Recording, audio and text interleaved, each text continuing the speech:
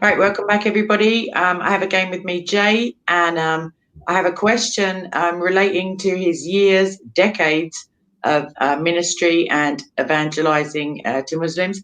So, Jay, what I'd really like to know is how has your approach to Muslims changed over the decades, over those years, with the changing socioeconomic and political narrative that encompasses Islam and the changing attitudes of the general population towards this religion? Okay. Now, just so you know, I've been in ministry in the Islamic world for almost 40 years. So we're talking about 4 decades. So that really makes me old, and I can now understand why I have gray hair and wrinkles on my face. And I'm in my mid 60s, coming towards my 70s. So in all those 40 years, there has been a great movement, a difference in methodology. And this is the question you're asking: what kind of methodology has moved? Well, when I started back out in the 1980s, that shows you how old what we're talking about. In the 1980s, the beginning of the 1980s, I went to Fuller Seminary in California, and there I learned what is today called the Insider Movement. We didn't have that name for it; it wasn't called that. It was called contextualization. And I used the contextual model. And so when my wife and I first went to Africa, we went to Senegal, West Africa, and we spent 5 years starting out with this model, the contextual model. That means we walk, talk, eat, drink, sleep, did everything a Muslim did. I was known as Yusuf Khan. That was my name. My wife's name was Nafisatu Khan. Our son's name was Sheikh Khan. So we were the Khan family. And we lived in a strong Muslim neighborhood there. We were the only Christians in that entire half of the city. I went to the mosque with all my Muslim friends. I prayed at the mosque there. I grew a beard. I have a huge, if you look at my pictures, I had an enormous radical beard way down to here. It made me look fierce. And I wore these beautiful grand boubous, these nice filigree robes that you could buy there in Senegal. Boy, did I look great. And I did the Ramadan fast with my neighbors on either side, all Muslim neighbors. And so I thought that I was doing the right thing. This is called contextualization. Do all things for all men in their context. And it was about a few months after doing this that one of the chefs, one of the marabouts, they call them marabouts there in Senegal, came up to me and clapped me on the back. And he said, "Yusuf Khan, we're so glad to see you become a Muslim." And I said, "What? No, I did not become a Muslim. I asked permission for you to come to your mosque and to pray to Jesus Christ. You'd given me permission to do so. I never said I was a Muslim. I'm just trying to contextualize." He says, "Oh, but you don't understand.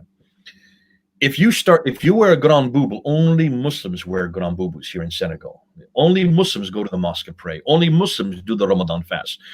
And I realized that the message I was giving was not the message he was receiving.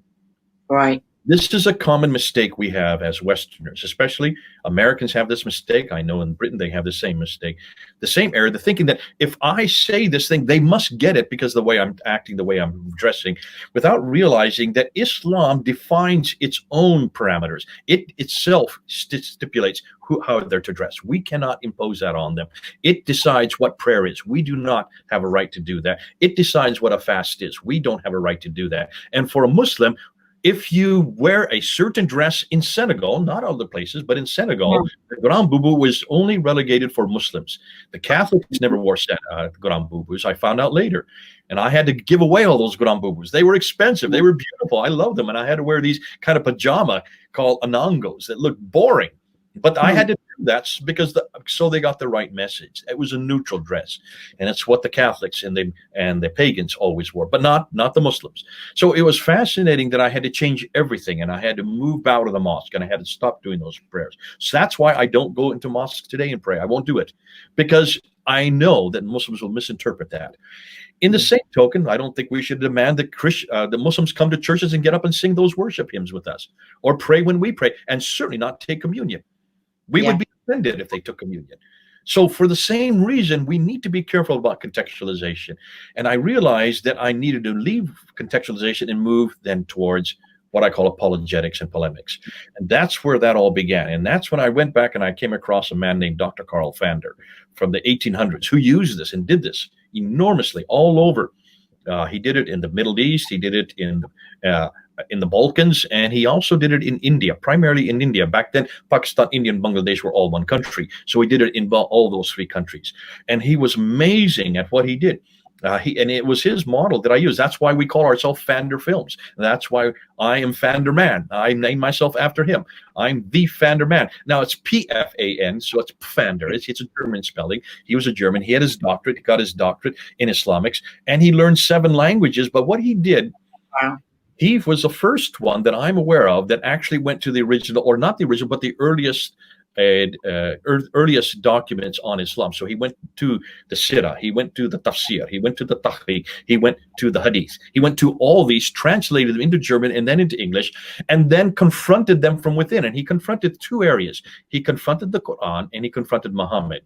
But always when he confronted these 2, he then always followed it by defending the Bible and defending Jesus Christ.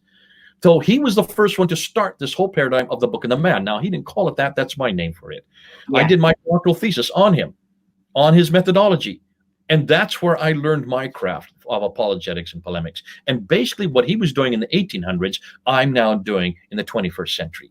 So there's nothing new under the sun. This has been going on for 200 years. So what I do now, okay, and you've seen this, I've done this now for 25 years at Speaker's Corner. I'm doing it now on the internet. I do it on my Zoom webinars. I am confronting the Quran, confronting Muhammad, confronting Allah, defending the Bible, defending Jesus, and defending Yahweh. So I've taken one more step than Fander. I put the 2 names of God in there as well. But do you see me really going on any other area? No. I spend all my time looking at the historical critique of how Islam began and the historical critique of how the Quran was written. And then I go and I really do take on who this God Allah is and what are the historical antecedents for this name. Where did he come from? And that's the whole context of Petra. Where did Islam begin? It did not begin in Mecca. It began in Petra. And where is this? Why is are the Nabatean quotations? Why are the Nabateans so important in this? Well, these are the areas that I'm spending off most of my time on right now. But I'm doing what I should have been doing 40 years ago. I should have not gone into the contextual model. I should have stayed with apologetics and polemics. Now, what better place to do that than Speaker's Corner? Yes. You're there.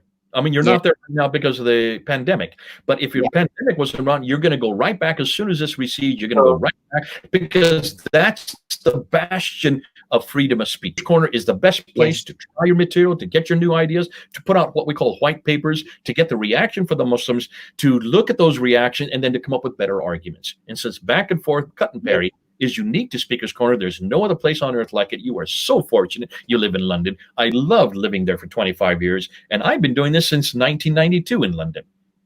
Anytime I come back to London, I come back to Speaker's Corner because that's the place where you learn your craft. That's the place where you get your message out. And now with iPhones and these smartphones, you can now record everything you do and get it online, and you can live stream it immediately so people can react to it all over the world. Well, what a venue, what a place, and what a methodology. I much prefer apologetics and polemics. Apologetics to defend what I believe, polemics to go on the offense, what they believe, and always show, doing side by side, which is the better book, which is the better man, and which is the better God. And in every case, we've got the better man, the better book, and the better God. Amen to that. Thanks. I guess within my question, just like to wrap this segment up, I was thinking in terms of just recent history, we've had in the UK, at least, we've had maybe archbishops, kind of cardinals, inviting Muslims to speak in churches and to pray to Allah. So as far as I'm aware, the kind of narrative within the church, at least externally, is that Allah is Yahweh. There, as we know, there is only one God, but they mistakenly believe that this revelation is, I don't know if they think of it as like an amendment or something to be tolerated, but they come back to the idea that it's the same God. Whereas Muslims, I find, are not generally under that illusion, even though they may kind of say, they believe that the Bible was revealed by Allah. They don't recognize the name Yahweh, and they for sure don't recognize rather the triunity of the one true God. But thanks ever so much for that answer, and we'll be back soon with another one.